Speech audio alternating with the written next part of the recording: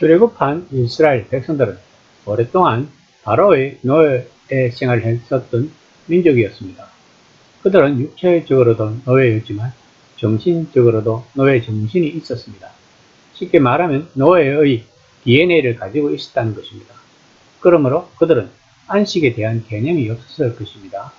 바로가 그들에게 휴식하는 날을 주었을 리가 없었으므로 그들은 쉬지 않고 일만 했을 것입니다. 그런 그들에게 안식이라는 개념을 하나님은 가르쳐주고 계십니다. 그런데 중요한 것은 6일간 일하고 7일째는 그냥 쉬는 것이 아니고 하나님과의 교제를 하자는 것입니다. 결국 안식일은 우리와 하나님과의 만남의 광장이라는 것입니다. 이스라엘 백성들이 안식일을 지키려면 우선 그들의 가치관을 바뀌어야만 했습니다. 그들은 일밖에 몰랐습니다. 아마도 죽을 때까지 일만 하면서 죽었을 것입니다. 그들은 일을 하지 않으면 불안했을 것입니다. 그 마음을 바뀌어야 한다는 것입니다. 안식일 날에는 오로지 하나님과의 사귐입니다. 이 하나님과의 사귐에서 아무런 방해물이 없어야 한다는 것입니다. 그러면 안식일은 우리 마음에서 차지하고 있던 어떤 중요한 것을 내려놓는 것이 아닌가요? 하나님과 우리 사이에 가로막고 있는 모든 것을 내려놓아야 한다는 것입니다. 23장 10에서 11절입니다.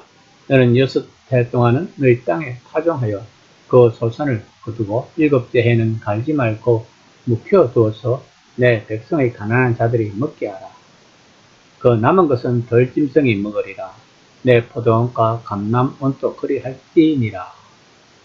성경이 말하는 안식일은 한 해를 쉬는 동안 육체의 일을 멈추고 영적인 일에 힘쓰도록 하여 가난한 이웃과 그리고 심지어 짐승에게까지 긍휼을 베풀 기회를 제공하기 위함이며 또한 땅의 휴식을 통해 토지를 회복시키는 기회를 제공하며 그리고 궁극적으로 맞이할 장래의 안식을 애프터하기 위함이라고 이야기할 수 있습니다.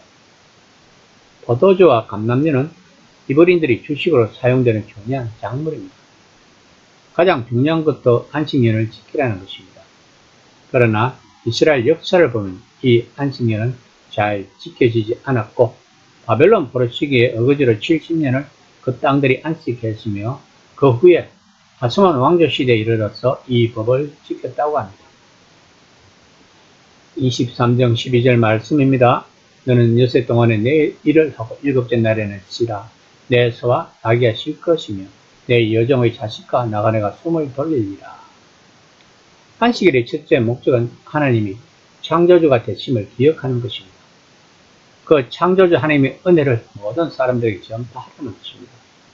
소와 나귀는 끊임없이 힘든 논밭 일을 기다려야 했으며 여종이나 이방인은 곧잘 고대 노역에 동원되는 자들입니다.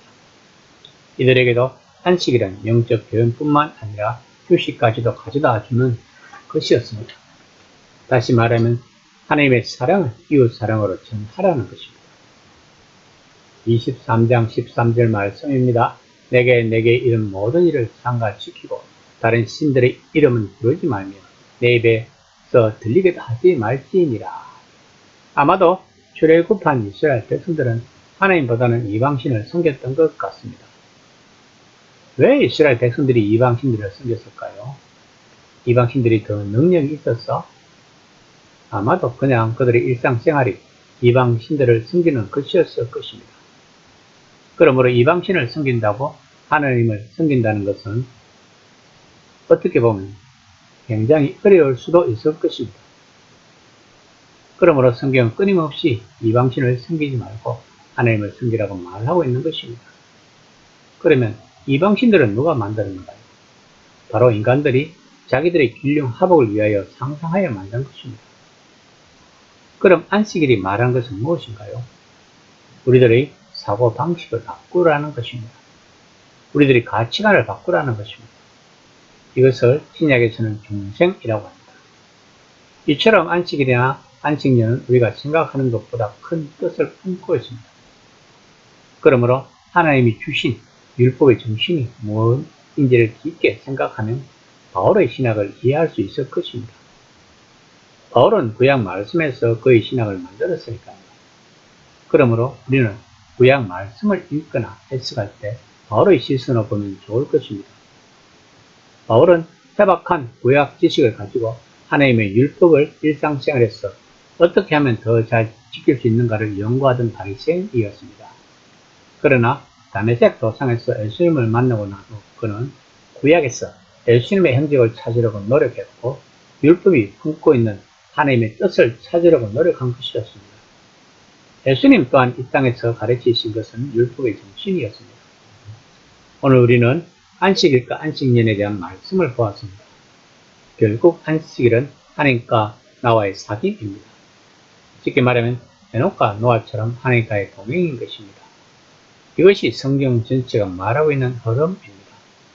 안식일은 하나님과 동행하는 데 있어서 가로막고 있는 모든 것을 내려놓는 훈련을 하는 것입니다. 구약 그 당시에는 하루하루 먹고 사는 것이 가장 큰 일이었을 것입니다. 그런 그들에게 하루를 온전히 하나님께 바치라고 하십니다. 그리고 하나님과 놀자고 하십니다. 그러므로 우리는 하나님과 나 사이에 가로막고 있는 것이 무엇인가를 아는 것이 중요합니다. 출애굽한 이스라엘 백성들이 아무 생각 없이 그렇게 해왔으니까 하면서 이방신들을 섬기듯이 우리 또한 생활에 젖어서 하나님과 나 사이를 가로막고 있는 것이 무엇인가를 별로 생각하지 않는 듯합니다.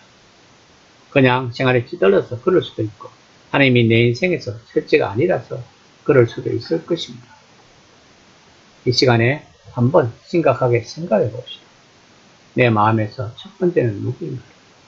그리고 만약 하나님이 첫 번째가 아니라면 나와 하나님 사이를 가로막고 있는 것이 무엇인가를 진지하게 생각해 보는 시간이 되었으면 합니다.